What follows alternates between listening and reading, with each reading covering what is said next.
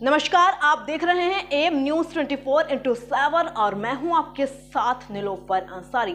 आइए नजर डालते हैं आज की ताजा खबरों पर। नैलानी 1950 से पूर्व राजा सहदेव सिंह किसानों मजदूरों को जमीन देकर करीब 15 वर्ष राजा ने किसानों में मजदूरों से लगान वसूल। उसके बाद राजा सहदेव सिंह ने अपने दामाद कैप्टन प्राणनाथ दूर पुत्र पूरन चंद निवासी देहरादून को जमीन की बागडोर सौंप दी। उसके बाद पूरन सिंह ने किसानों को पेट के रूप में लगान वसूला। उसके बाद 1963 में किसानों को सिरदार नहीं बना के जमीन सीलिंग में घोषित कर 70-72 में सरकार ने पत्रपारतों के पट्टे बना दिए। कुछ किसान वंचित भी रह गए, लेकिन पूर्व में जमीन जोत रहे किसानों ने पूर्व की भारतीय अपनी जमीन पर जोताई बोबाई करते रहे। किसान शंभू दयाल, लालजी, जवाहरलाल, भगवान शरण, अनीता कौर, पारसनाथ, राम प्रसाद, गोरखनाथ बताया। 1972 में चकबंदी गजट में भी 662 एकड़ जमीन फॉरेस्ट या बंजर जमीन का नोटिस भेजा गया। शेष जमीन पर चकबंदी प्रक्रिया शुरू हुई। 1972 से लेकर 2022 तक चकबंदी विभाग को कोई जानकारी नहीं थी। 52 साल बाद वन विभाग ने बिना नक्शा दिखाए 2290 एकड़ जमीन पर नोटिस भेजा।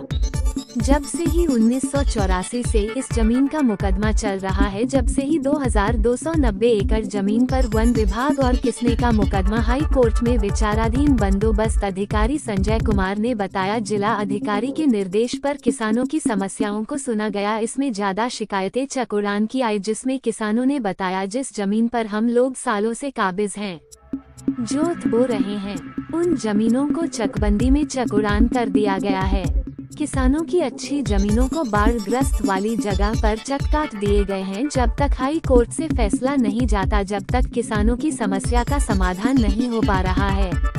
इस मौके पर बंदोबस्त अधिकारी संजय कुमार, चकबंदी अधिकारी दीपक कुमार, एसीओ राधेश्याम, कानूनगो राजेश कुमार, नायब तहसीलदार सर्वेश यादव, चकबंदी कानूनगो कृपा शंकर तिवारी, चकबंदी नायब तहसीलदार उमेश चंद्र पांडे, चकबंदी लेखपाल अमरजीत, लेखपाल विजय कुमार श्रीवास्तव, लेखपाल दिव्यांश, अर्पित कुमार, सैयद, सैकड़ों किसान मौजूद रहे। दिनांक 4/4 को माननीय जिलाधिकारी महोदय के आदेश से हम लोग ग्राम में ग्रामीणों की समस्याएं सुनने के लिए ग्राम अदालत का आयोजन किया। यहाँ ग्रामीणों से सुनवाई में ज़्यादातर मामले इस बात के आए हैं, 2 तरह के हैं। एक ये, कुछ लोगों का ये कहना है कि 1950 के बाद से ही भूमि के काबिज थे और उस पर हमको टाइटल नहीं मिल पाया। हम मुकदमा लड़ते रहे, हाई कोर्ट तक गए हुए हैं और वो ज़मीन सीलिंग में चली गई और सीलिंग से लोगों को पट्टे हो गए और हमें, जबकि हम काबिज थे, हमें पट्टे होने चाहिए। तो यही इनकी समस्या मूल निकल के आई। कुछ पट्टेदार वो हैं जिनको कब्जा नहीं मिला। कारण ये है कि जो कब्जेदार हैं वो हाई कोर्ट तक इसलिए लिए बैठे थे, है ना।